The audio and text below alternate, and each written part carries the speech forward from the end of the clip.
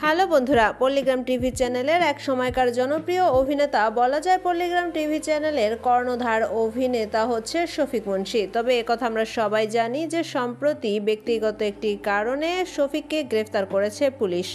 আর তার কি পরিণতি হতে পারে সেই ব্যাপারে কিছু তথ্য নিয়ে নেটিজেনরা সামাজিক যোগাযোগ মাধ্যমে সমালোচনা করছে।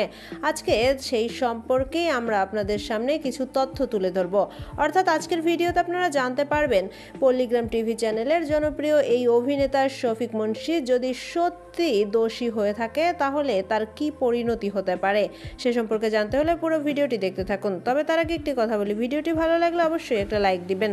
তো চলুন শুরু করা যাক। হ্যাঁ বন্ধুরা, সম্প্রতি আমরা সবাই জানি যে পল্লিগ্রাম টিভি চ্যানেলের সাবেক জনপ্রিয় অভিনেতা শফিককে গ্রেফতার করা হয়েছে। আর পুলিশ সূত্র বলছে যেহেতু শফিক এখনো 17 বছর বয়সী আর যে মেয়েটি তার বিরুদ্ধে কেস করেছে তার বয়সও 18 বছর পূর্ণ হয়নি, তাই শফিককে পক্সো আইনের আওতায় আনা হয়েছে। ভারতীয় দণ্ডবিধি অনুযায়ী এই আইনে শুধুমাত্র নাবালক বাচ্চাদের বলা যায় যাদের বয়স 18 বছর হয়নি তারা যদি কোনো অন্যায় করে তাহলে সেক্ষেত্রে তাদেরকে এই আইনের আওতায় এনে শাস্তির বিধান করা হয়।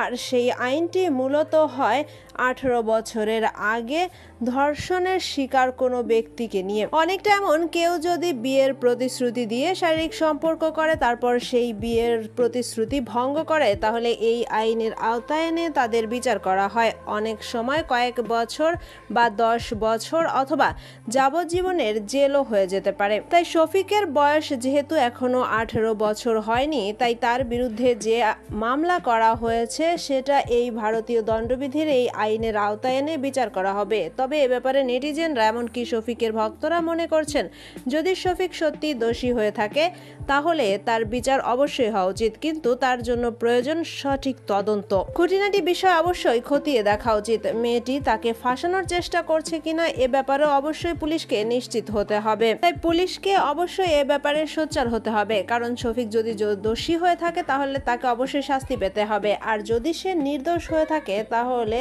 তাকে ফাঁসিয়ে কোনো মেয়েই পার পাবে না।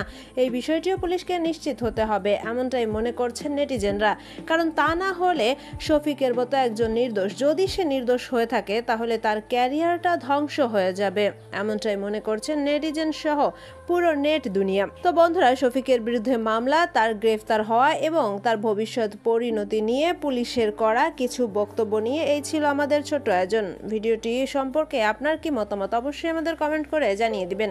এতক্ষণ সাথে থাকার জন্য ধন্যবাদ। ভিডিওটি ভালো লাগলে অবশ্যই আমাদের চ্যানেলটি সাবস্ক্রাইব করবেন।